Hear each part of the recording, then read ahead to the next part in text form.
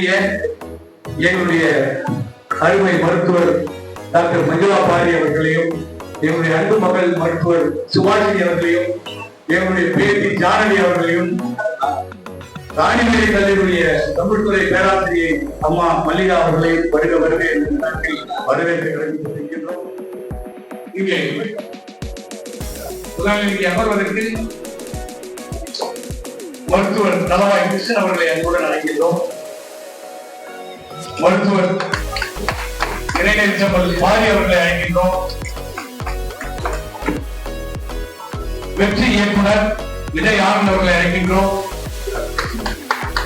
கவிஞர் தங்கசாரா அவர்களை அழைக்கின்றோம். தலைவர் அவர்கள் கோவர்தன் அவர்களை அழைக்கின்றோம். இலக்கிய செம்மல் பேராசிரியர் அம்மா வெண்ணிலை அவர்களை அழைக்கின்றோம்.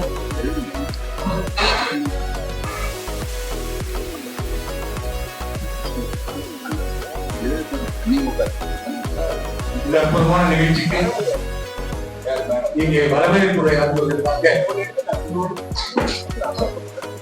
எங்களுக்கு சமீபத்தில் இந்த நெரு தமிழ் சங்கத்துக்கு கிடைத்த ஒரு தங்கம் கவி சிங்கம். உண்மையிலேயே தமிழ் கவியரங்கத்தில் தமிழால் இணைக்கப்பட்டோம் நாங்கள். எனக்கு கிடைத்த அற்புதமான ஒரு கல்வி. ஆளுமை ஆட்சிகள் மேடைக்கு அழைக்கப்படுகிறார்கள்.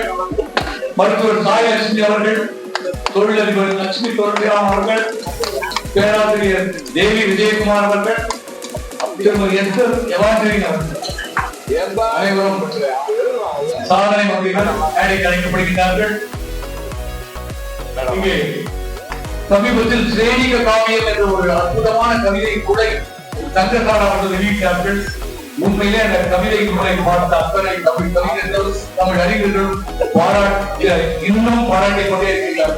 அப்படிப்பட்ட அற்புதமான ஒரு கவிதை முறை வெளியிட்டவர்கள் இங்கே நம்மோடு இணைந்து இப்பொழுது இங்கே தமிழ் பணி ஆற்றிக் கொண்டிருக்கிறார்கள் என்ற பெருமையுடன் உங்களை வரவேற்புரை நான் அழைக்கின்றேன். வருக தங்கசாரா அவர்கள். பூமி பந்தின் மனித பூக்கள் பூத்த போதே கண்ணும் காதும் தோன்றிய விண்ணும் மண்ணும் உள்ள வரையில் உணர்போகும் என்ற தமிழ். தமிழுக்கும் தமிழ் அன்னைக்கும் என் முதல் வணக்கம். நமது மருத்துவர் டாக்டர் பாரி அவர்கள் எல்லாவற்றையுமே புதிதாக செய்யக்கூடியவர், புதுமை விரும்பி. இந்த தெய்வ தமிழ் சங்கத்தில் மாண்பெரு மகளிர் விழா மிக சிறப்பாக நடைபெற்றுக் கொண்டிருக்கிறது. இந்த விழாவிற்கு ஏற்பாடு செய்திருக்கக்கூடிய டாக்டர் மருத்துவர் பாரி அவர்கள் அன்பு கருணை என்ற நூலினால் செய்யப்பட்ட மேலாடையை அணிந்து நோயாளிகளை அனுப்புவார். அப்படிப்பட்ட ஒரு மனிதர் நடத்துகின்ற இந்த தெய்வ தமிழ் சங்கத்தில் நானும் ஒரு அங்கமாக இருப்பதில் பெருமை கொள்கின்றேன். அவரை முதலில் வருக வருக என்று வரவேற்கின்றேன். இந்த இறை மருத்துவம் அறிமுக விழாவிற்கு தலைமை தாங்கிய புலவருக்கரசன் பொன்னரசன் ஐயா அவர்களையும், முன்னிலை வகித்த லட்சுமணன் ஐயா அவர்களையும், முனைவர் யோகா ஜே கிருஷ்ணமூர்த்தி அவர்களையும் வருக வருக என்று வரவேற்கின்றோம். உழவோர்க்கு உதவிட என்ற உன்னதமான ஒரு நெறியை எடுத்து எந்த ஒரு எதிர்பார்ப்புமின்றி மக்களுக்கு இறை மருத்துவத்தை அளித்துக் கொண்டிருக்கும் எங்களின் ஒளிகுரு மூலா சிவமுகில் ஐயா அவர்களையும் வருக வருக என்று வரவேற்கின்றோம். அடுத்து இந்த நிகழ்வில் அற்புதமான ஒரு கலை நிகழ்ச்சியை நடத்தி காட்டிய அன்பு சகோதரர் கலைமுகில் கலைமகன் குழுவினரையும் வருக வருக என்று வரவேற்கின்றோம். இந்த நிகழ்வுக்கு முன்னிலை வகித்துக் கொண்டிருக்கக்கூடிய பேரா மரு தலவாய் கிருஷ்ணன் அவர்களையும், NB ராம் மோகன் அவர்களையும், எங்களின் வெற்றி இயக்குனர் ஒளிகுரு விஜய் ஆனந்த் அவர்களையும் வருக வருக என்று வரவேற்கின்றோம். இந்த மாண்புரு மகளிர் தின விழாவில் விருது பெற இருக்கின்ற ஆளுமை அரசிகள் பாருங்கள். இதோட நம்ம டாக்டர் கொடுத்திருந்த தலைப்பு பார்த்து பொதுமை ஆளுமை அரசிகள் எம் சாயலட்சுமி அவர்களையும், தொழிலதிபர் லட்சுமி ஸ்ரீராம் அவர்களையும், பேராசிரியர் தேவி விஜயகுமார், திருமதி எஸ்தர் எவாஞ்சலின் ஆகிய அனைவரையும் வருக வருக என்று வரவேற்கின்றோம். இந்த விருதுகளை வழங்கி சிறப்புரை ஆற்ற வந்திருக்கக்கூடிய இலக்கிய செம்மல் பேராசிரியர் மணிமேகலை சித்தார்த்தன் அவர்களையும் வருக வருக என்று வரவேற்கின்றோம். இந்த நிகழ்ச்சியை மிக சிறப்பாக தொகுத்து வழங்கிக் கொண்டிருக்கும் எனது உடன் பிறவா சகோதரர் அண்ணன் யோசா அவர்களையும் வருக வருக என்று வரவேற்கின்றோம். இந்த மாலை பொழுதில் இந்த நிகழ்ச்சியை துவைப்பதற்காக வந்து அமர்ந்திருக்கக்கூடிய உங்கள் அனைவரையும் வருக வருக என்ற இருதரம் தூக்கி வணங்கி அமைகின்றேன். நன்றி, வணக்கம்.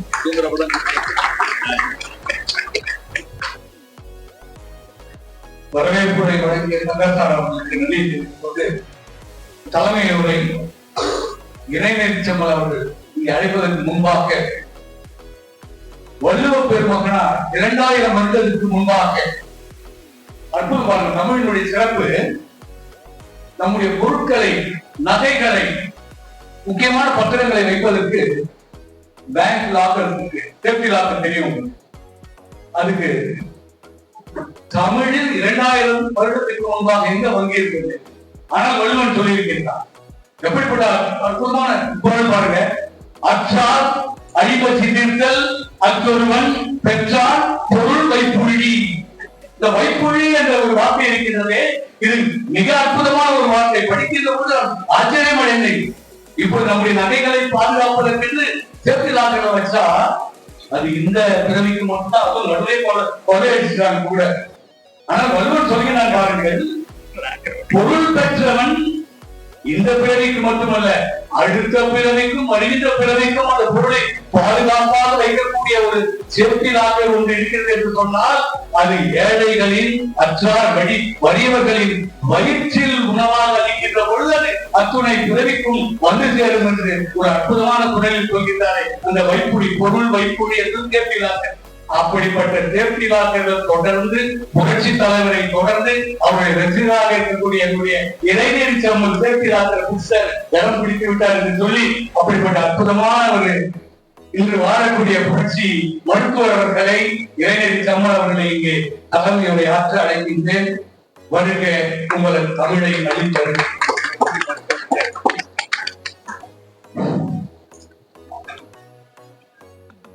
தென்றல் தவழும் இனிய மாலை வேளையிலே தேன் தமிழால் மகிழ்ந்து கொண்டிருக்கிற அனைத்து தமிழ் உள்ளங்களிலே வாழ்கின்ற, உணவில் இருக்கின்ற தமிழையும் உள்ளத்தில் உரைகின்ற இறையையும் இந்த இனிய நேரத்திலே போற்றி மகிழ்கின்றேன். தெய்வமும் தமிழும் இணைந்து களமாடுகின்ற இந்த நிகழ்விலே தாயாகவும் தமக்கையாகவும் தெய்வமாகவும் விலகிக் கொண்டிருக்கிற அந்த பெண்ணையை போற்றுகின்ற இந்த இனிய நிகழ்விலே வந்திருக்கின்ற எங்களுடைய மருத்துவ ஆசான் பேராசிரியர் தலவாய், பெரிய பாரம்பரியம் தலவாய் ஐயா கிருஷ்ணா அவர்களை அன்போடு வணங்கி இந்த இனிய நிகழ்வுக்கு பெண்மையின் திலகமாய், பெரும் தமிழாய் இங்கே உரையாற்ற இருக்கின்ற அன்பு சகோதரி அம்மா மணிமேகலை சித்தார்த்தன் அவர்களையும் வணங்கி வரவேற்று இந்த இனிய நிகழ்வுக்கு நம்முடன் கலந்து கழிப்புற வந்திருக்கின்ற வெற்றி இயக்குனர் அன்பின் சிகரம் அன்பு சகோதரர் இளவன் விஜய் ஆனந்த் அவர்களை வாழ்த்தி இந்த இனிய நிகழ்வுக்கு கடந்த இறை மருத்துவத்தினுடைய மொழியாக, அதன் வழியாக, அதற்கு குருவாக தானும் உயர்ந்து தன்னை தேடி வருவர்களையும் உயிர்க்கின்ற ஒரு மாபெரும் கலையை, அந்த மாபெரும் அறிவியலை புகழ்கிக் கொண்டிருக்கிற அன்பு இளவல் நம்முடைய சிவமுகி அவர்களையும் வாழ்த்தி, அந்த நிகழ்விலே கலந்து கொண்ட அத்துணை முன்னிலையாளர்களையும் வாழ்த்தி, இங்கே வந்திருக்கின்ற சிறப்பான ஒரு தமிழால் ஒரு வரவேற்புரை நிகழ்த்திய அருமை இளவல் தங்க ராசா இல்லை இல்லை தங்கசாரா அவர்களையும் வாழ்த்தி ஆளுமை அரசு விருதுகளை பெற எங்கள் அன்பான வேண்டுகோளை ஏற்று இங்கே வருகை கொடுத்திருக்கின்ற அத்துணை மாண்பு மகளிரையும் வாழ்த்தி வணங்கி என்னுடைய சிறிய தலைமுறையை உங்கள் செவிக்கு அளிக்க முற்படுகின்றேன். உலகில் தோன்றிய முதல் உயிர் சிவனுக்கு முன்னால், மாலுக்கு முன்னால், பிரம்மனுக்கு முன்னால் தோன்றிய முதல் உயிர் தாய்தான், பெண்மைதான். அது சிவசக்தி தான். தனக்கு துணையாக தன்னுடைய உலகை ஆளுகின்ற அந்த துணையாக அவன் படைத்ததுதான் சிவா, விஷ்ணு, பிரம்மா. அவர்களுக்கு துணையாக தானே 3 சக்தியாக பிறந்து அவர்களுக்கு ஆளுமை தர, அவர்களுக்கு அருளை தர, அவருடன் இந்த உலகை உய்விக்க அந்த தாய் படைத்த மறு உருவங்கள் தான் கலைமகள், அலைமகள், மலைமகள்.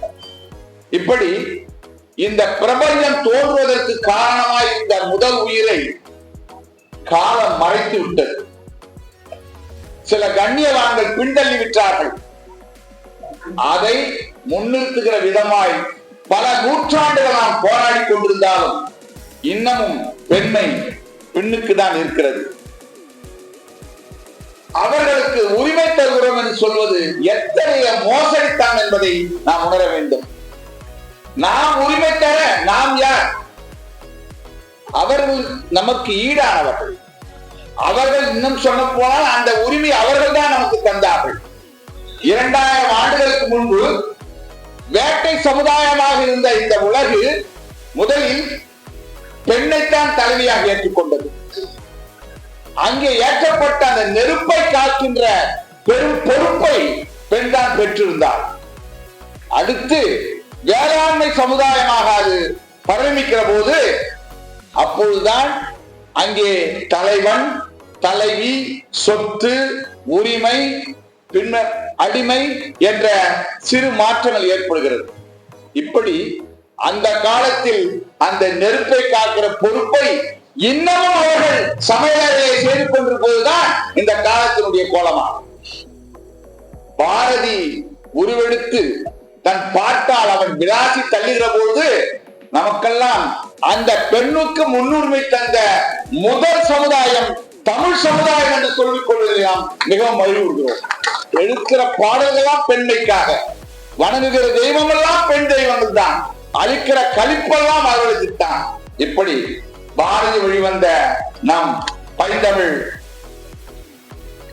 ஆர்வலர்களாக இருக்கின்றன அந்த அன்னைகளை தாய்மையை போற்றுகிற விதமாக இந்த நிகழ்ச்சியை நடத்திக் கொண்டிருக்கிறோம்.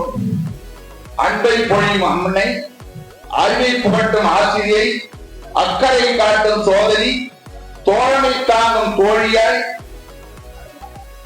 எஃகு மனம் சுக்குநூறாய் மாறினாலும் சுக்குநூறாய் மாற்றும் மனைவியாய், அயற்சி அண்டாது மயற்றி கொண்டாது காக்கின்ற மகளாய் நமக்கு காட்சி அளிக்கின்ற அந்த பெண்ணை போற்றி வானமே எல்லையாய், வீரமே கொள்கையாய், தொட்டது துளைங்கிட, இதுகாலம் விட்டது பிடிக்கிட, ஒளி பட்ட பின் பனி போல் விலகி உலகில் தோன்றிய முதல் உயிரே முன்னேறி வா, அதிஉயர உன் ஆளுமை அகலத்தை அகட்டும், அகலத்தை ஆளட்டும், அதை தடுக்கும் தடையை கடந்து குடி உயர, இந்த கோல் உயர, மதி உயர, குலக்கோந்து நீ களமாடு, காதல் பேரரசனோடு காலமெல்லாம் கலியாடு என்ற ஒரு சிறு கவிதை உங்களுக்கு சமர்ப்பித்து இந்த இனிய விழாவில் வந்திருக்கின்ற அத்துணை பெருமக்களையும் மீண்டும் வருக என்று வரவேற்று என்னுடைய சிறிய தலைமுறையை நிறைவு செய்கிறேன். நன்றி, வணக்கம்.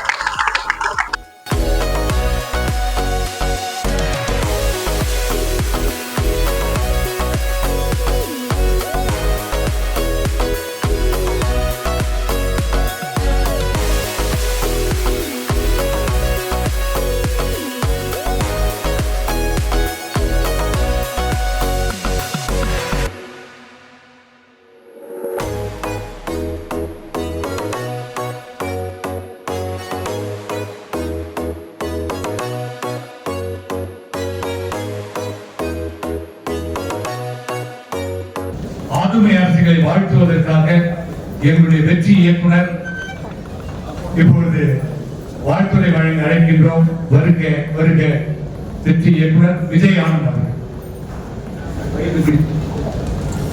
நன்றி சார். வாழ்த்துறையெல்லாம் நன்றி தான். நன்றி. இப்ப விஜயானந்த் நான் ஒரு திரைப்பட இயக்குனர். நான் 3 படம் பண்ணியிருக்கேன். ஒரு 4வதா கஸ்தூரி விண்ணோர் தெய்வ தமிழ் சங்கம் நன்றி. இறை மருத்துவம் 50 விழாவுக்கும் என்னுடைய நன்றி.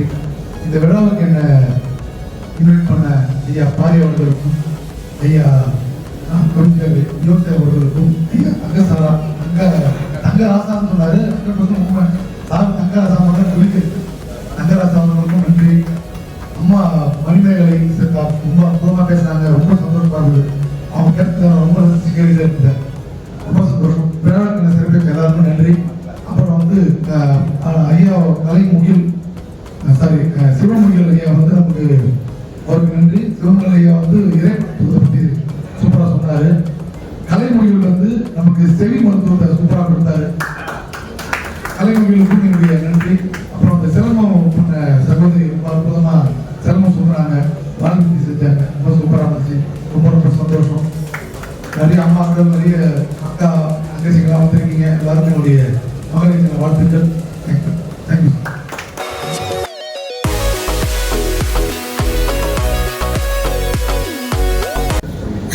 ஆளுமை அரசுகளை பற்றிய அறிமுக உரையாகவும் வாழ்த்துறையாகவும் இறைநெறி செம்மல் அவர்கள் இங்கே வருகின்றனர். முதலில் எங்கள் துறையை சார்ந்த மூத்த மருத்துவர் டாக்டர் சாய்லட்சுமி அவர்கள் 80 அகவையை தாண்டி இன்னமும் மருத்துவ புனித பணியை செய்து கொண்டிருக்கிறார்கள். ஸ்டான்லி மருத்துவமனையிலே உள்ளுறை மருத்துவராக ஆரம்பமாக பல ஆண்டுகள் பணியாற்றி நேரடியான மருத்துவத்தை தன் அனுபவத்தால் செய்த அந்த மாபெரும் மருத்துவ தாயை வணங்கி அவர்பால் நாங்கள் எழுதிய சிறு கவிதையை காணிக்கிறோம். மக்களை காக்கும் மருத்துவ பணி மகேசன் மகளும் மங்கள பணி 20களில் தொடங்கி 80 தாண்டியும் நீதிது நின் அடங்கா அயரா அறப்பணி. 20களில் தொடங்கி 80 தாண்டியும் நீதிது நின் அடங்கா அயரா அறப்பணி. களி கிடங்காய் கலியுறும் கிடங்காய் ஒளிரும் கீர்த்தியே முதுமை திரை விலக்கி முத்திரை பதிக்கும் சீர்மிகு சித்திரமே. அன்று மருத்துவமனைக்குள் இல்லம் ஆரம்பம். அன்று மருத்துவமனைக்குள் இல்லம், இன்று இல்லத்தில் மருத்துவமனை. இன்னமும் உங்களுடைய மருத்துவ பணி தொடர்கிறது. மருத்துவ பணிக்குள் இல்லம், இன்று இல்லத்தில் மருத்துவமனை. எண்ணெனின் பொன்னிகர் தன்னிகர் இல்லா தயப்படியே. சாயலுடன் சாதனை பணிக்கும் நோய் இருள்களையும் ஓய்வறியா தாய்கரியே. நீ நேர்வழியில் நின்று சேகலியும் வாய்வழி வாழ்க்கையும் செய்கள். நாங்கள் ஜூனியர் டாக்டர்ஸ் செய்கலியும் வாய்வழி வாழ்த்தையும் வாழ்நாள் விருதையும் ஏற்று தேராண்ட பாரி போல் 100 ஆண்டு புகழோடு வாழ்வாங்கு வாழ்ந்திருவீர். வணக்கம்.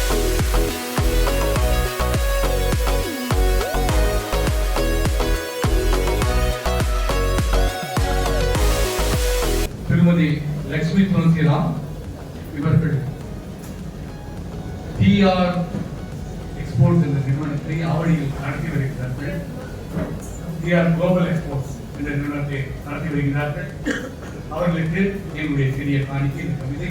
இந்த கவிதை 3 நிமிடங்களில் நான் நிகழ்த்திய கவிதை. இந்த கவிதை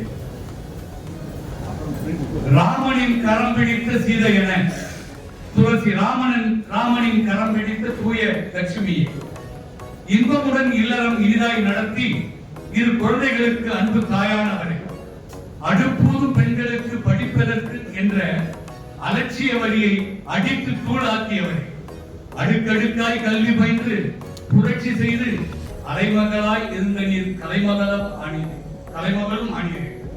வாணிபம் செய்யலாம் பெண்கள், வானூர்தி ஓட்டலாம் பெண்கள் என்ற வரிக்கு உயிர் கொடுத்த புரட்சி மங்கையை,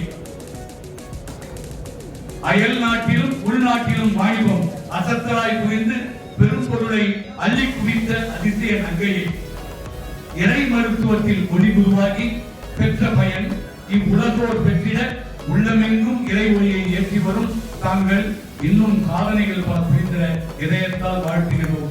வாழ்க, ஒளிக, வெல்க.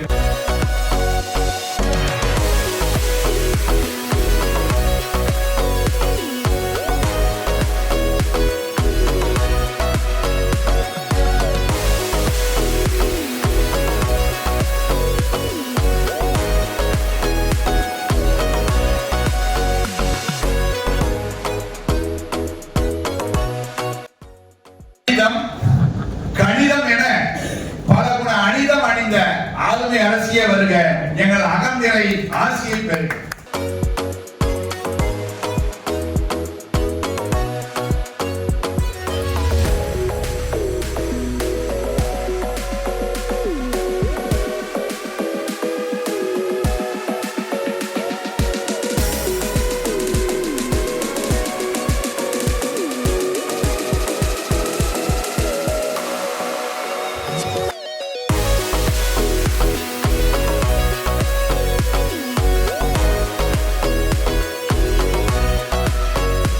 நிர்வாகத்தின் தலைமை ஏற்பது என்பது நிச்சயமாக ஒரு சவாலான செயல்.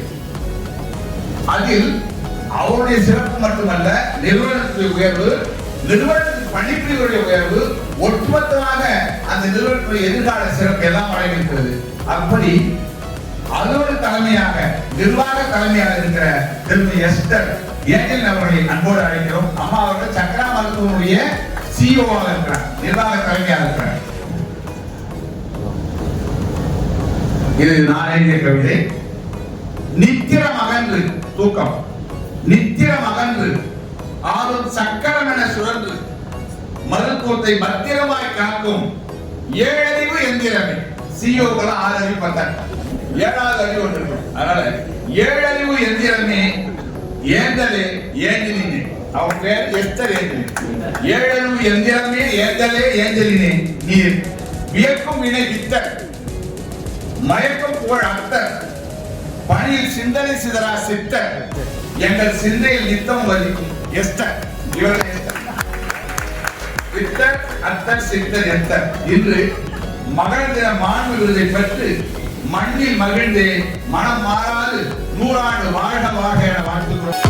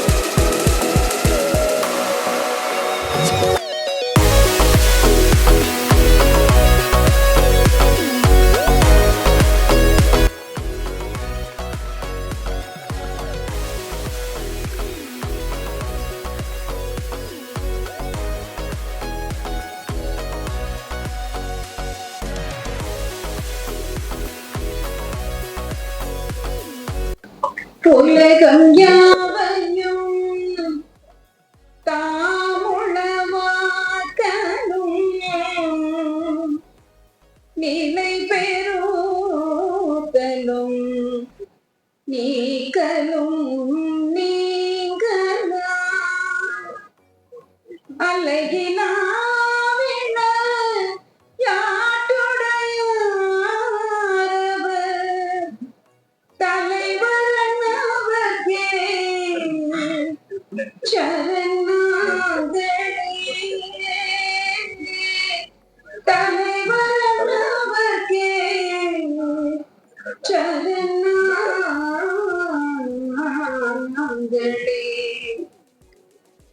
செந்தமிழே உயிரே நருந்தே, செந்தமிழே உயிரே நருந்தே, செயலினை மூச்சினை உனக்களித்தே, நீ நைந்தாயே நைந்து போகும் என் வாழ்வு, நன்னிலை உனக்கென்றால் எனக்கும் தானே. தாயே தமிழே உன்னை தலைதாழ்த்தி வணங்குகின்றேன். பேரன்பிற்கும் பெருமதிப்பிற்கும் உரிய சான்றோர் பெருமக்களே, இந்த இனிய வேளையிலே இந்த அரங்கத்திலே நிகழ்ந்து கொண்டிருக்கக்கூடிய மாண்புரு மகளிர் திருநாள் வெகு சிறப்பாக நிகழ்ந்து கொண்டிருக்கிறது. இந்த விழாவிற்கு தலைமை தாங்கி நடத்தி கொண்டிருக்கக்கூடிய அன்பிற்குரிய அறுவை மருத்துவர் ஐயா திரு பாரி அவர்களே, எனக்கு ஒரே ஒரு குறை. சங்க இலக்கியங்களிலே கடையேழு வள்ளல்கள் இருந்தார்கள். அதிலே ஒரு மன்னன் பாரி. அது நம்முடைய தொகுப்பாளர் ஐயா சொன்னார். அந்த பாரியுடைய நெருங்கிய நண்பர் கபிலர்.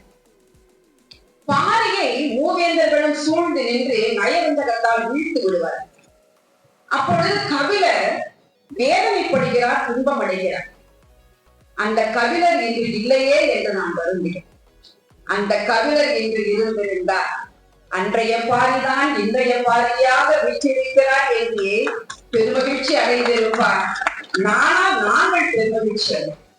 மருத்துவத்தை கையிலேந்தி, மங்காத தமிழை மனதிலே ஏந்தி, ஆன்மீகத்தை சிந்தையிலே ஏந்தி அருமையான நற்பணிகளை மேற்கொண்டு வருகின்ற தலைவர் பெருமகன் அவர்களே, என்னை இந்த நிகழ்ச்சிக்கு அன்போடு வீட்டிற்கு வந்து அழைத்த என்னுடைய அன்பிற்கினிய உடன்பிறப்பாளர் கவிஞர் யோசா அவர்களே, நாங்கள் போற்றுதலுக்கும் பாராட்டுதலுக்கும் உரிய அருமை ஐயா புலவர் கரசனார் அவர்களே, இந்த மேடையிலே வீற்றிருக்கின்ற அருமை இனிய முன்னிலை வைத்திருக்கின்ற பேராசிரியர் மருத்துவர் தளவாய் ஐயா அவர்களே, திரு ராம்மோகன் அவர்களே, வெற்றி இயக்குனர் ஐயா திரு விஜய் ஆனந்த் அவர்களே, இரா தங்க சாரா அவர்களே, அன்பிற்கினிய பெருமக்களே, விருது பெற வந்திருக்கின்ற அன்பிற்கினிய மாண்புரு மகளிர்களே, இந்த விழாவினை சிறப்பாக நடைபெறுவதற்காக இந்த அவையில வீற்றிருக்கின்ற பெருமக்களை உங்கள் ஒவ்வொருவரையும் இந்த நேரத்தில் வாழ்த்து வணங்க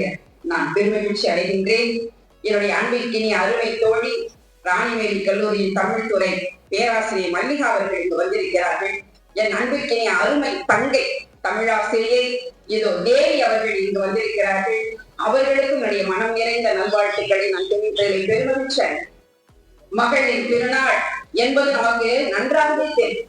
ஏன் இந்த மகளிர் திருநாள், எதற்காக என்றால், மகளிர் திருநாளை கொண்டு வந்தது நாம் அல்ல. முதலில் அதை நாம் புரிந்து கொள்ள வேண்டும். நமது நாட்டில் அல்ல மகளிர் திருநாள் கொண்டாடப்பட்டது. மகளிருக்கான போராட்டங்களும் நம்முடைய நாட்டில் அல்ல. பிறகு எங்க இந்த மகளிர் திருநாள் கொண்டாடப்பட்டது என்று சொன்னால் அது ஒரு பெரிய வரலாறாக அமைந்திருக்கிறது. அதற்கு முன்பாக ஒரே ஒரு செய்தியை மட்டும் அந்த மாமல்லத்தில் சொல்ல ஆசைப்படுகிறேன். நம்முடைய அருமை உடன்பிறப்பாளர் திரு யோசா அவர்கள் என்னை பற்றி சொல்லுகின்ற பொழுது மாண்பூர் மகளிர் என்று என்னையும் சொல்லிக் கொண்டார்.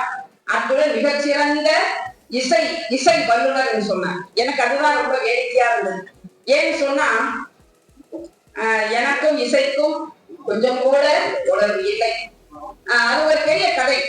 நான் பிறந்து வளர்ந்ததெல்லாம் மதுரையிலே பிறந்து, மதுரையிலே படித்து, மதுரை செந்தமிழ் கல்லூரியில் படித்து, காமராசர் பல்கலைக்கழகத்திலே படித்து திருமணமாக சென்னைக்கு வந்தவள். அப்பொழுது அந்த எங்களுடைய மாமனார்னா அப்பா, ஒரு மாப்பிள்ளையுடைய அப்பா பெண் பார்க்க வந்த பொழுது அவர் ஒரு பெரிய இசைப்பிரியர். அவர் இங்க வந்த பொழுது என்னுடைய அண்ணன் கிட்ட, தம்பி உங்க தங்கச்சி நல்லா பாட்டு பாடுமான்னு கேட்டார். எங்க அண்ணன் என்ன சொல்லியிருக்கணும், என் தங்கச்சி பாட்டு பாடும் பாடாதுன்னு சொல்லியிருக்கோம். எங்க அண்ணன் ரொம்ப டிப்ளமேட்டிக்கா என் தங்கச்சி பாட்டு படிக்கும்னா, அது அப்ப எங்க மாமனார் சும்மா இருக்கிறார். அவர் அதோட விவரமானது எங்க அண்ணன். சரி, அப்போ உன் தங்கச்சி 2 வரி பாட சொல்லிருப்பாங்க. உடனே எங்க அண்ணன் என்கிட்ட வந்து 2 பாட்டு பாடல ஏதாச்சும். நான் என்ன லூசாடா, நீ எனக்கு பாட்டும் தெரியாது, ஒண்ணும் தெரியாது, பாடும் தெரியாது. உங்க ஸ்கூல்ல உங்க மியூசிக் டீச்சர் எத்தனை பாட்டு சொல்லி கொடுத்துருப்பாங்க, ஒரு 2 வரி முடியலையா இருந்துச்சு. 2 வரி என்ன வரின்னு யோசிச்சு பார்த்தேன். கடைசியில எங்க 12ஆம் வகுப்பு படித்த பொழுது பாட்டு வகுப்புகள் பள்ளியிலே, அதற்கு பிறகு எத்தனையோ காலங்கள் கடந்து போய்விட்டனவே, எப்படி பாட்டுகள் நினைவு இருக்கும்? சினிமா பாட்டுனா 2 அதை பாட முடியுங்களா சொல்லுங்க? எவ்வளவு பொண்ணு பார்க்க வந்த சினிமா பாட்டு பாட என்ன ஆகும்? அந்த பயம். அப்புறம் சரி யோசிச்சு பாட்டு டீச்சர் சொல்லி கொடுத்த 2 வரி எடுக்கவே விட்டேன். 2 வரி தாங்க பாடுனேன். 4 வரி பாடலாம் நினைச்சு 2 வரி தான் பாடு. அதுக்குள்ள மாப்பிள்ளா போதுப்பா அப்படின்னு சட்டப்பையில இருந்து ஒரு 500 நோட் எடுத்து கையில கொடுத்த உடனே எங்க அண்ணனுக்கு எனக்கு ரொம்ப மகிழ்ச்சி பார்த்துட்டேன். நான் எங்க அண்ணனை பார்க்கல, எங்க அண்ணன் என்னைய பார்த்துது. அப்ப எங்க அண்ணன் இருந்துச்சு அப்படின்னு சரி நான் அப்ப சொல்லிட்டு எங்க அண்ணன் சொல்லுது, ஐயா என் தங்கச்சி நல்லா பாடி இருக்கு போல இருக்கு, 500 இப்படி கொடுத்துட்டீங்க, கல்யாண தேதியை மட்டும் நீங்க குறிச்சிருங்க, மண்டபத்தை பாருங்க, என் தங்கச்சி நான் எப்படி பாட வைக்கிறேன் பாருங்க. உடனே அவர் சொன்னாரு, பெரியவரு தம்பி அவசரப்படாதீங்க, நான் 500 ரூபாய் கொடுத்தது உன் தங்கச்சி பாடணும்ன்றதுக்காக இல்ல, இனிமேல் வாயத்தை வந்து பாடவே கூடாதுன்றதுக்காக நான் கொடுத்தேன். நீ எவ்வளவு அழகா பாடணும், இறை மருத்துவம் கட்டி கொடுத்த அருமை சகோதரர். எனக்கு ரொம்ப வியப்பான ஒரு நிகழ்ச்சி. இத்தனை செய்திகளை எவ்வளவு அழகாக அந்த இறை மருத்துவம் பாட்டு பாடின பிள்ளைகளை நாம் மனதான வாழ்க்கிறோம். என்ன அழகான ஒரு அந்த கல்லா மாணிக்க கல்லாக பாண்டியையும் உயிரை உருகிச்சு. கவியரசர் கண்ணதாசனை போல, அந்த சிம்மக்குரல் ரவியம் சௌந்தரனை போல, இந்த பாட மெல்லிய பூங்காற்றான பி.வி. சீனிவாசனை போல என்ன ஒரு அழகான பாடல்களை பாடினீர்கள். அம்மா வாழ்த்துக்கள். ஒவ்வொரு பூக்களுமே அருமையான பாட்டு. உங்களை மாதிரி ஆட்களை பார்த்துதான் 4 வரி எழுதிவிட்டேன். நம்மளும் பாடலாம் போல, இந்த மாதிரி பாட முடியாது, ஆனால் ஒரு ஆசை. இப்படி இந்த மகளிர் திருநாள் என்பது நம்முடைய நாட்டில் வந்தது அல்ல. அமெரிக்காவிலே பெண்கள் ஆண்களுக்கு இணையாக பெண்களும் வேலை பார்க்கிறார்கள். ஆரம்பத்துல வேலைக்கெல்லாம் பெண்கள் போகல, வீட்டை மட்டும்தான் பார்த்துக்கிறாங்க. அவங்களுடைய நோக்கம் எல்லாம் என்ன தெரியுமா? பெண்களாக பிறந்தவர்கள் வீட்டை மட்டுமே பார்க்க வேண்டும், அதற்கு மட்டுமே படைக்கப்பட்டவர்கள் என்ற ஒரு எண்ணம் உலகெங்கும் இருந்தது, இந்தியாவிலும் இருந்தது, தமிழ்நாட்டை தவிர உலகெங்கும் இருந்த இந்த எண்ணத்தில் அது கொஞ்சம் மாறுபட்டு பெண்கள் வேலைக்கு வந்தார். ஆண்களுக்கு இணையான வேலை, 9 மணி நேரம் 12 மணி நேரம் வேலை, ஆனால் ஊதியம் என்பது ஆண்களுக்கு இணையான ஊதியம் வழங்கப்படவில்லை. சரி, ஊதியம் தான் வழங்க, ஒரு உரிமையான கொடுங்கப்பா கேட்டாங்க. இல்லை, ஓட்டு உரிமை இல்லை, ஓட்டு போட கூட பெண்களுக்கு அந்த சமுதாயத்திலே உரிமை இல்லை. அப்ப எல்லா பெண்களும் பார்க்கணும், என்ன கொடுமை இது? எத்தனை நாட்கள் அடுப்படியில் வந்து பணியிடத்திலே வேலை பார்த்து எத்தனை நாட்கள் அடங்கி போவது நாம் பெண்கள் என்று சொல்லி நியூயார்க் மாநகரத்திலே 15,000 பெண்கள் கூடினார்கள் ஒரே நேரத்தில். ஜெர்மனி, இத்தாலி போன்ற பல நாடுகளில் இருந்து மங்கையர்கள் கூடினார்கள். அன்று கூடிய அந்த மங்கையர்களுக்கு தலைமை வாங்கியது ஒரு பெண். அதுதான் ஜெர்மன் நாட்டை சேர்ந்த கம்யூனிஸ்ட் மங்கையான ஜெக்கின். நான் நிறைய மேடைகள்ல திருமணத்திற்கு முன்பு தமிழறிஞர் சாலமன் பாப்பையா அவர்கள் தலைமையில தான் BA 1ஆம் ஆண்டு படிக்கும் போது முதல் பட்டிமன்றம். அது தொடர்ந்து வாரத்துல ஒரு நாள் கூட வீட்டுல இருக்க முடியாது, அத்தனை நிகழ்ச்சிகள் பாப்பையாவுக்கு அத்தனை நிகழ்ச்சிகளை பேசு. ஆனால் என் மனதிற்கு மிகவும் நிறைவான மேடைகள் எது என்று சொன்னால் தமிழ்நாட்டின் செங்கொடி மேடைகளிலே பேசியதுதான் எனக்கு மகிழ்ச்சி. ஏன் என்று சொன்னால் பெண்களை முன்னிலைப்படுத்திய இயக்கம் அந்த இயக்கம் செங்கொடி இயக்கம். அன்றைக்கு அதை நிரூபித்து காட்டியவர்கள் ஜெக்கின் என்ற அன்றிலிருந்து அவர் என்ன பேசுறாங்கன்னா, நாம எல்லாம் அடுத்த முறை கூடி நாம் என்ன செய்யணும், ஒரு நாளை குறித்து அந்த நாளையை நம்முடைய உயிர்களுக்காக மீண்டும் போராடணும்னு நினைக்கிறான். ஆனா ஒண்ணும் முடியலப்பா, ஒவ்வொரு ஆண்டும் தள்ளி போயிட்டது. அப்போது ரஷ்யாவிலே ஒரு மிகப்பெரிய போர் நடக்குது, போராட்டம் வெடிக்குது, ஜார் மன்னன் அங்க இருக்கான், பசி பஞ்சம் பட்டினி. அப்போ அங்க இருந்த பெண்கள் போராடுகிறார்கள், எங்களுக்கு ரொட்டி துண்டு வேண்டும், முதலில் எங்களுக்கு உணவு வேண்டும், 2வது உரிமை வேண்டும் என்று அங்க ஒரு போராட்டம் வெடிக்கிறது. அந்த போராட்டத்தின் விளைவுதான் ஒரு நாளை குறிக்கிறார்கள், பிப்ரவரியினுடைய கடைசி ஞாயிற்றுக்கிழமை பெண்களுடைய திருநாளாக நாம் வழக்கத்தில் கொண்டு வர வேண்டும் என்று சொல்லி ஆனால் ரஷ்யாவிலே பின்பற்றப்பட்ட கேலண்டர் ஜூலியன் என்ற கேலண்டர். ஆனால் மற்ற நாடுகளிலே பின்பற்றப்பட்ட கேலண்டர் எப்போது கேலண்டர். அதிலே அந்த பிப்ரவரி கடைசி ஞாயிறு என்பது நம்முடைய மற்ற உலக நாடுகள் பின்பற்றிய அந்த நாட்காட்டியிலே மார்ச் 8ஆம் தேதியாக இருந்தது. அன்றிலிருந்து இன்று வரை உலக மகளிர் அனைவரும் மார்ச் 8ஆவது நாளை 8ஆம் நாளை மகளிர் திருநாளாக நாம் கொண்டாடி கொண்டு வருகிறோம். ஆனா சரி, இந்த உலகமெல்லாம் இருந்த மற்ற மகளிர் இப்படி உரிமைக்காக போராடிய போது இந்தியாவிலே, தமிழ்நாட்டிலே, தமிழகத்திலே பெண்கள் உரிமைக்காக போராடிய காலம் இருந்ததா என்று சொன்னால் அப்பொழுது இல்லை.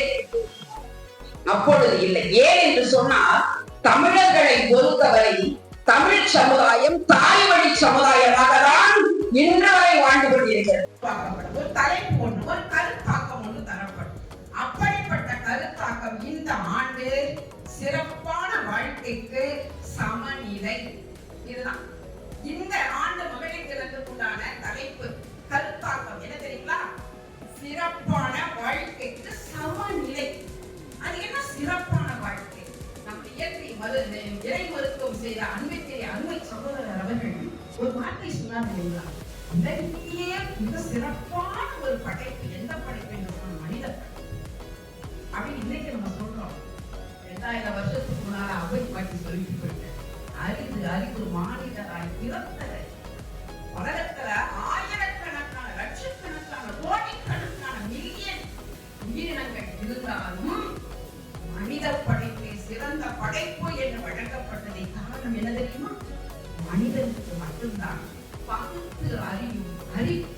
இது நல்லது, இது கெட்டது, இது சிறந்தது, இது செய்யத்தகாதது, இது செய்ய தகுந்தது என்பதனை பகுத்து பார்க்கக்கூடிய இந்த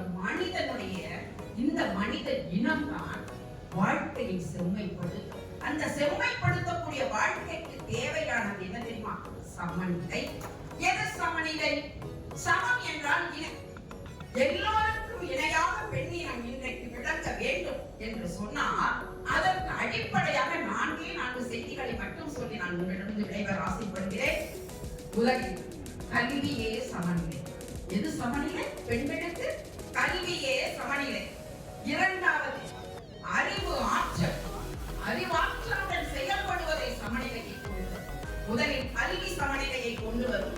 இரண்டாவது அறிவு ஆற்றலுடன் பெண்கள் செயல்படுவது சமநிலையை கொண்டு வரும். மூன்றாவது தன்னுடைய திறமை என்ன, என்னுடைய திறமை என்ன, நமது திறமை என்ன, நம்மால் எதை சாதிக்க முடியும் என்று தன்னைத்தானே சோதித்து உணர்ந்து கொள்வது சமநிலையை கொண்டு வரும். நிறைவாக எல்லோரிடம் அன்பு காட்டுவது சமநிலையை கொண்டு வரும். இந்த 4 தான் சமநிலையை கொண்டு வரும். கல்வி இல்லா பெண் கடமை. அங்கே புல் விளைவது, நல்ல புதர்கள் விளைவது இல்லை. இல்லைங்களா?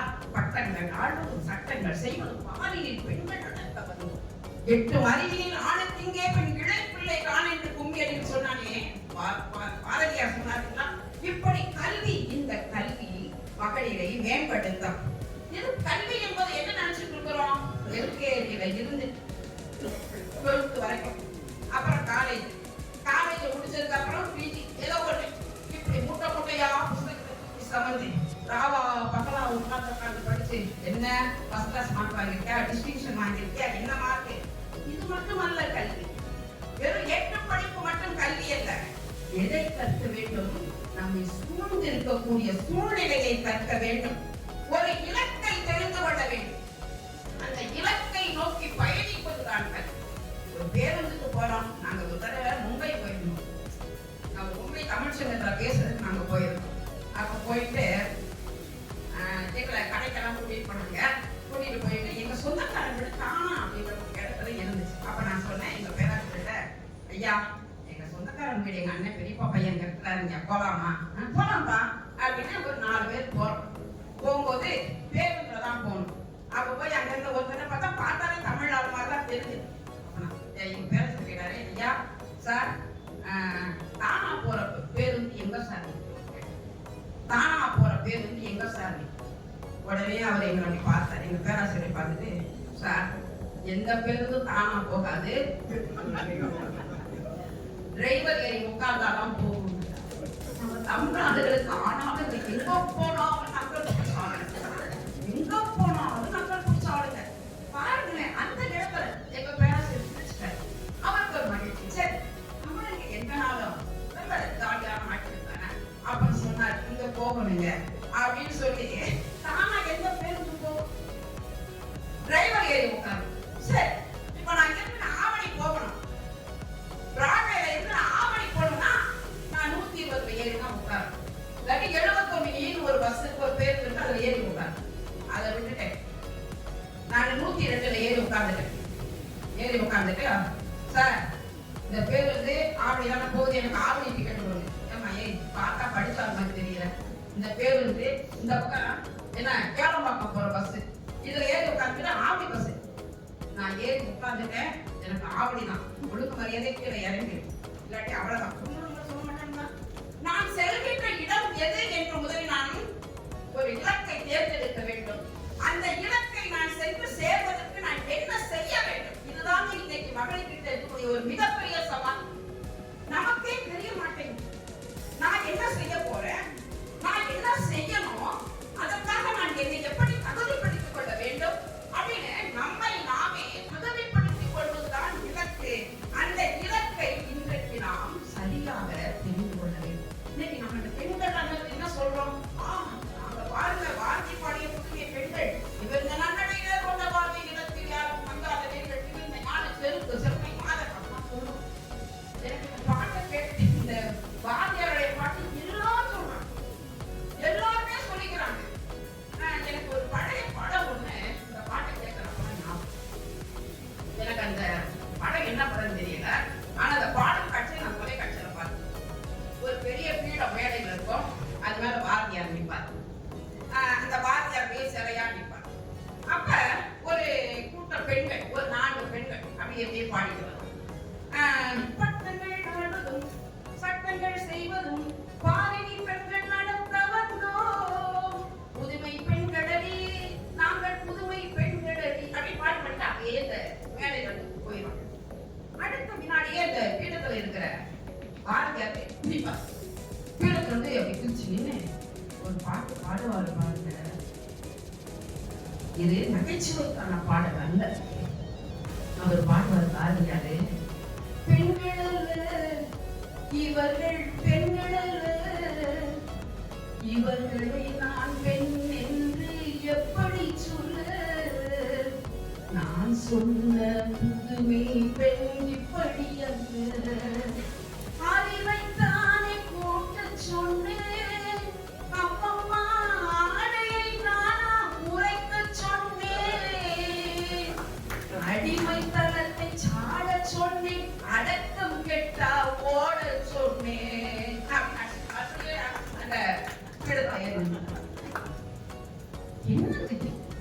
என்ன பேசுறோம், ஆடை சுதந்திரம் இல்லையோ எங்களுக்கு கேட்கிறாங்க இல்லையா, ஆடை சுதந்திரம் இல்லை, பேச்சு சுதந்திரம் இல்லை, இல்ல அது இல்லை, இது நல்ல சுதந்திரம். ஆடை சுதந்திரம், பேச்சு சுதந்திரம் எல்லாம் இருக்கு, எதுவும் எல்லை மீறாமல்.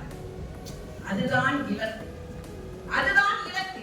ஒரு ரோட்ல டூவீலர்ல நம்ம பைக்ல போவீங்க, எல்லாரும் பேருந்துல போறோம், கார்ல போறோம், போகும்போது என்ன செய்யறோம், கவனம் சிதறாது. அததான் நான் நிமிர்ந்த நன்னடை நேர் கொண்ட பார்வை, பார்வை நேர்மையான பார்வையா, நேர்மையான பார்வை, நிமிர்ந்த ஞான செருக்கு. ஞானம்னா அறிவு, அறிவு சாத்தியம், இவற்றை உடைய பெண்களால் தான் கல்வி சிறக்கும். அடுத்து என்ன சொல்ற, ஆற்றல். என்னுடைய ஆற்றல் எனக்கு என்ன, நான் என்னால என்ன முடியும். இன்னொருத்தரை பார்த்து புளிய பார்த்து பூனை சூடு போட்டு ஒரு படம் சொல்லுவாங்க, நான் கேள்விப்பட்டேன். எங்க வீட்டுக்கு எந்த வீட்டு அம்மா பார்த்து, ஐயோ அவங்கெல்லாம் அப்படிங்கிறாங்களே, நான் எப்படிங்கிறேன்னு இன்னத்துக்கு இந்த வாழ்க்கை பயன் கிடையாது. இப்படி பேச என்ன பயன்? என்னுடைய திறமை என்ன, என்னால் எதை சாதிக்க முடியும் என்று ஆராய்ந்து பார்ப்பது அறிவு. ஆற்றல் என்பது அந்த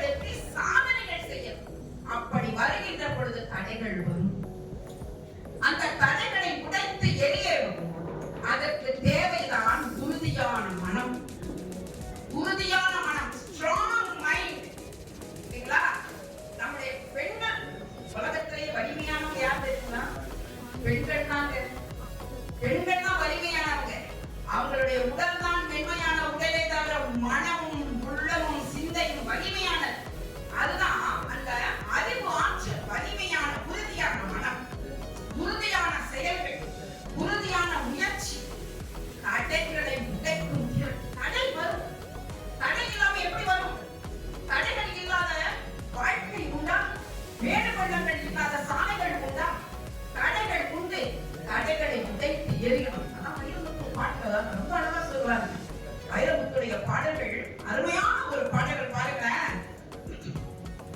இடைவரும் பலவித தடைகளை தகர்த்திங்கு வாழ்ந்து காட்ட வேண்டும். இலக்கிய பெண்மைக்கு இலக்கணம் நீ என யாரும் போற்ற வேண்டும். மாத நம்மை தேடி செய்யும் மூடுமாய மூடுவோம். மானம் காக்கும் மாதர் யாருக்கு மாலை வாங்கி போடுவோம். வீடு காக்கும் பெண்ணை வாழ் நாடும் ஏழும் பேச வேண்டும். மனதை உறுதி வேண்டும், மனதை உறுதி வேண்டும், வார்த்தையிலே தெளிவும் வேண்டும். உணர்ச்சி என்பது வேண்டும், ஒளிபடைத்த பார்வை வேண்டும், ஞான தீபம் ஏற்க வேண்டும். அந்த மனதை உறுதி, அந்த உறுதியான எண்ணங்கள், உறுதியான செயல்பாடுகள், உறுதியான முயற்சி. ஐயமுத்துன்னு ஒரு வரியில சொல்றாரு, விடாமுயற்சியோடு போராடுகின்ற பொழுது நம்முடைய முதுகிற்கு பார்த்தீங்களா, அது இமயத்தையே தாங்கும். முயற்சி செய்யும் சமயத்தில முதுகு தாங்கும் இமயத்தையே. மனசை இருவாக்கணும், மலையை புருவாக்கணும், ஆழ்கடல் கூடத்தான் ஆடை போல மாறுமடா. மனசை இருவாக்கணும் பெண்களே, மலையை புருவாக்கணும். முடியலைங்களா? முடியலையா? குடும்பத்தை காக்கின்ற பெண்கள் சாதனை பெண்கள். ஆமா, வைரமுத்து சொல்ற, பாரதி மாதா சொல்ற, மனதில் உறுதியோடு இருந்தார். வீட்டை காக்கின்ற பெண்ணினங்கள் போற்றுதற்கு உரியவர். ஏன்? அறிவு, ஆற்றல், திறன், உறுதியான மனம். அடுத்து மூன்றாவது உணர்ந்து புரிந்து கொள்வது. இந்த உணர்ந்து கொள்வதுதான் சமநிலையை கொண்டு வரும். என்ன மாதிரி தானே அவர்கள், என்னை போலதானே அவர்கள், என்னை போலதானே என் மாமியார், என்னை போலதானே என் மருமகள், என்னை போலதானே பக்கத்தை விட்டு பெண், என்னை போலதானே அடுத்த விட்டு பெண் என்ற மனநிலை, அந்த புரிந்து கொள்ளுதல் எங்கு இருக்கிறதோ, உணர்ந்து கொள்ளுதல் எங்கு இருக்கிறதோ அங்குதான் சமநிலை. ஒரு அருமையான ஒரு கதையை ஒரு பேராசிரியர் அடிக்கடி சொல்வார். ஒரு பெரிய மன்னன் இருக்கான், நோய்வாய்ப்பட்டுட்டான். அவன் சொல்றான், அப்ப எல்லாம் மந்திரிமார்கள் வந்து சொல்றாங்க, மன்னா இளவரசனுக்கு நம்ம மணிமுடியும் தரித்து விடலாம். அப்ப இளவரசனை அழைக்கிறாரு மன்னன். அழைச்சிட்டு, தம்பி காட்டுக்கு போகும், இங்க இருந்து ஒரு மைல் ஒரு 2 மைல் தாண்டி ஒரு பெரிய காட்டு, அந்த காட்டுல நீ போய் 6 மாதங்கள் இருந்து விட்டுவான். இளவரசன் போயிட்டான். 6 மாதம் இருந்து விட்டு மறுபடியும் நாட்டுக்கு வரான். மன்னனை பார்க்கணும். அப்ப மன்னன் கேட்டாரு, தம்பி காட்டுக்கு போனீங்க, என்ன பாருங்க, என்ன பார்த்த, என்ன கேட்ட அப்படின்னு சொன்னா, அப்பா பெரிய பெரிய பெரிய மிருகத்தெல்லாம் நான் பார்த்தேன்ப்பா. யானையை பார்த்தேன், புலியை பார்த்தேன், சிங்கத்தை பார்த்தேன், யானை பிடித்து புலி உருவுது, சிங்கம் கச்சிக்குது, அப்பா பயங்கரம், நீர்வீழ்ச்சி போட்டுது அப்படிலாம் சொல்லுவாங்க. அப்படியா? சரி, மறுபடியும் இன்னொரு 6 மாதங்கள், இன்னொரு 6 மாதங்கள் போனதுக்கு அப்புறம் 6 மாதம் முடிச்சு வந்துட்டான். இப்ப என்ன, பாப்பா இப்போது என்ன இல்லவா என் காதில் விழுந்தது, பறவைகள் அழகாக பீச்சு பீச்சு பீச்சு என்று கத்துக்கிறது, இந்த அழகு ஓசை விழுந்தது. கிளிகள் அழகான குரல் எடுத்து பேசுகின்றனே, அது என் காதில் விழுந்தது. குயில்கள் மறைந்திருந்து பாடுகின்றனே, அது என் காதில் விழுந்தது. மகிழ்ச்சிப்பா, இன்னொரு ஒரு 6 மாசம் போல செல்லவே. அடுத்த 6 மாதங்கள் போனோம். இப்போது வந்தான். வந்தவன் முகத்திலே ஒரு பேரொளி. அந்த இறை மருத்துவம் படிச்சிருப்பான்னு நினைக்கிறேன். அந்த இளவரசன் அந்த காட்டு அடுத்த 6 மாதம் முகமெல்லாம் ஒரு பேரொளி. வருகிறான். வந்தவனை மன்னர் பார்க்கிறார். தம்பி வா, இப்போது என்னப்பா நீ உணர்ந்து கொண்டாய், எதையெல்லாம் கேட்டான் என்று சொல்லுகின்ற பொழுது அந்த இளவரசன் வாயிலே இருந்து அழகான ஒரு வார்த்தைகள் வருகிறது. தந்தையே, இப்போது நான் சென்ற பொழுது சின்னஞ்சிறு பூக்கள் எல்லாம் மலர்கின்றனவே, அந்த மலர்கின்ற மெல்லிய ஒலி என் காதில் விழுந்தது. இலைகள் எல்லாம் அப்படியே அசைகின்றனவே, அந்த அசைகின்ற பொழுது அந்த அசைவிலே ஒரு பேர் அழகு என் கண்களுக்கு தெரிந்தது என்று சொல்லுகிற பொழுது, இப்பொழுதுதான் நீ என்ன தகுதியானவனாகி விட்டாய், மந்திரிமார்களே முடிசூட்டுவதற்கு ஏற்பாடு செய்யுங்கள் என்று சொன்ன பொழுது மந்திரி கேட்டான், மன்னரே என்ன பண்ணா, 6 மாதத்திற்கு முன்பு வந்து நான் பேரொழி எல்லாம் என் காதில் சொன்ன பொழுது நீங்க ஒத்துக்கலை, இப்போது என்ன என்று கேட்ட பொழுது அப்போது மன்னன் சொன்னாராம், பெரிய பெரிய விலங்குகளிலே ஒலியெல்லாம் கேட்பது எளிது, ஆனால் மென்மையான மலர்கள் மலர்கின்ற அந்த ஓசையையும்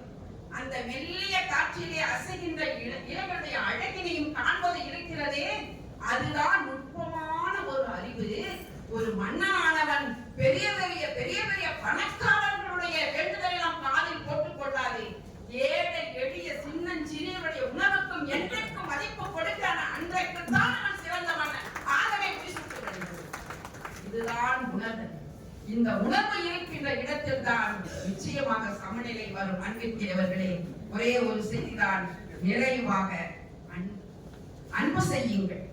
இந்த அன்பு எல்லோரிடத்திலும் செய்யப்படுகின்ற இந்த அன்புதான் பெண்களுக்கு சமநிலையை கொண்டு வரும். ஏன் தெரியுமா?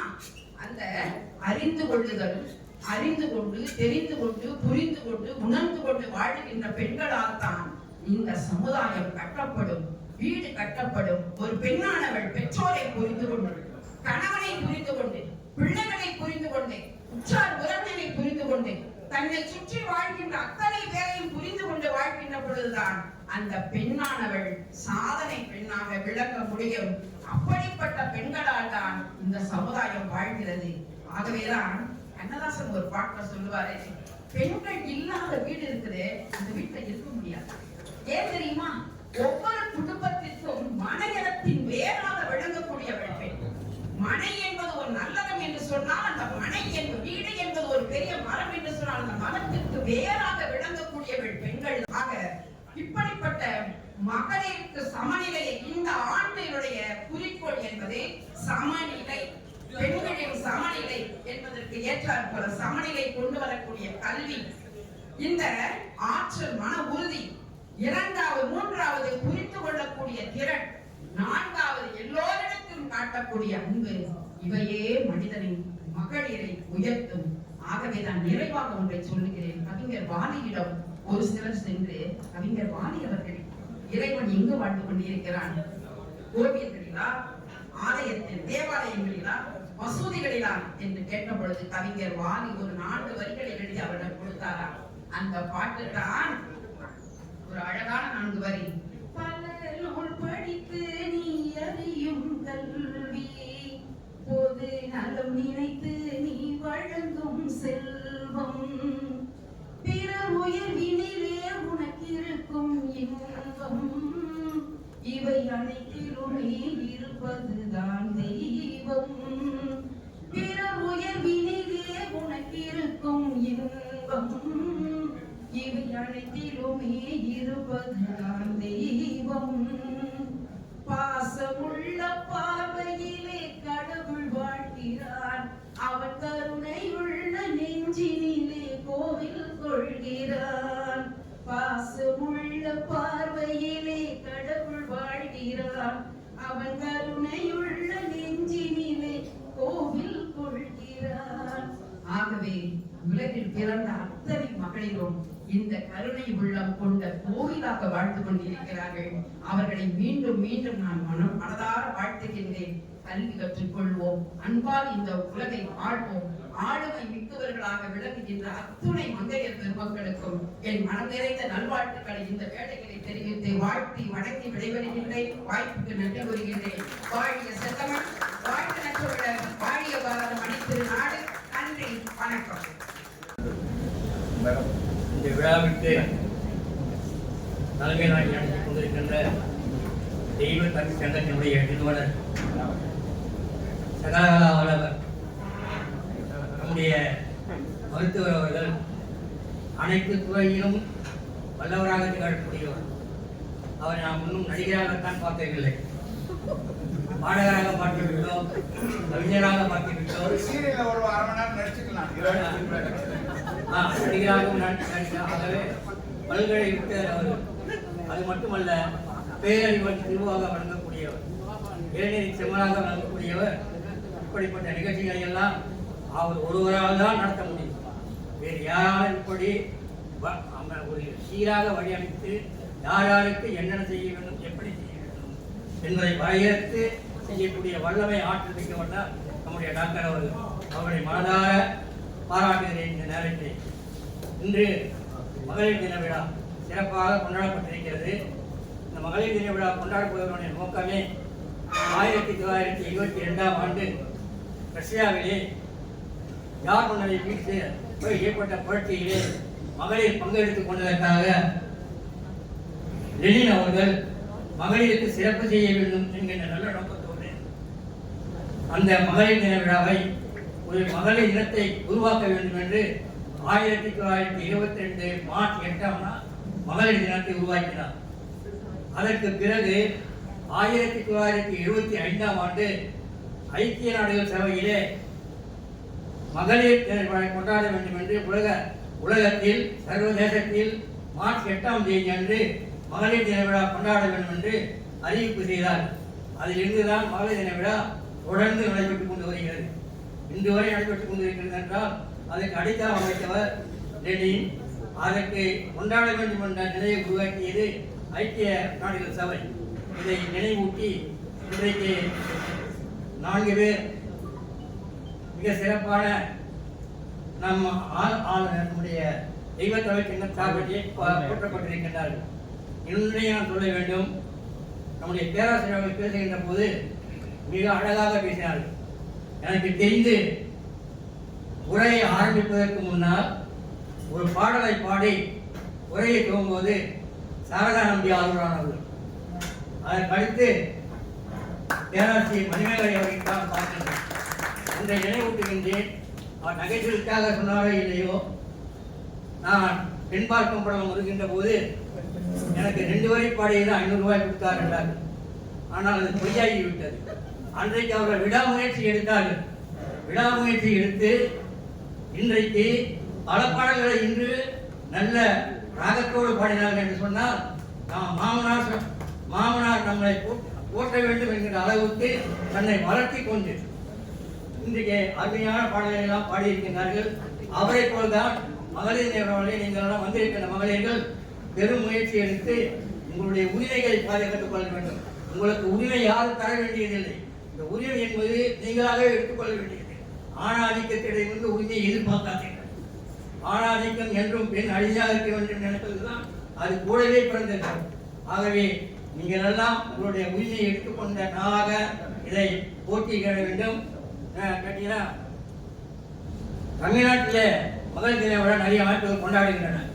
என்ன செய்யறாங்கன்னா, கோலப் போட்டி, விளையாட்டு போட்டி, இப்படிப்பட்ட போட்டிகளை நடத்துகின்றார்கள் ஒழிய நம்முடைய தெய்வ தமிழ் சங்கத்தை போல மகளிரை பெருமைப்படுத்தக்கூடிய ஒரு அமைப்பு தமிழ்நாட்டிலே இந்த அமைப்பு தான் என்பதை நிறைவோடு சொல்லி நீங்கள் போட்டி பாருங்க. ஒரு தொழிலதிபர், ஒரு பேராசிரியர், மருத்துவர், ஒரு நிர்வாக பணியாளர் கரெக்டாக தேர்ந்தெடுத்துக்கார் பாருங்க. அதுதான் கரெக்டாக. ஆகவே எதை எப்படி செய்ய வேண்டும் என்பதற்காக ஒரு தமிழுக்கு ஒரு சிறப்பு உண்டு. என்னன்னு கேட்டீங்கன்னா, மகளிருக்கும் ஒரு சிறப்பு உண்டு. மகளிர் எடுத்துக்கொண்டால் குழந்தைகளுக்கு அன்னையாக, பாசமிகு பாட்டியாக, சகோதரர்களுக்கு ஒரு உறுதுணையாக என்றைக்கும் எங்களோடு பயணித்துக் கொண்டிருப்பவர்கள் மகளிர். அப்படிப்பட்ட மகளிர் தினத்தில் உங்கள் அனைவரையும் பாராட்டி என்னுடைய சிறிய உரை, எளிமையான உரையை கேட்டதற்காகவும் தவறு இருந்தால் மன்னித்துக் கொள்ளுங்கள். ஆகவே அந்த அளவுக்கு போட்டி பாராட்டி இந்த நிகழ்ச்சியை ஏற்பாடு செய்த தெய்வ தமிழ் சங்கத்திற்கு மட்டுமல்லாமல் புலவர் ஐயா அவர்களுக்கும் மற்றும் நிர்வாகிகள் அனைவருக்கும் நன்றியை தெரிவித்து விடைபெறுகின்றேன். நன்றி, வணக்கம்.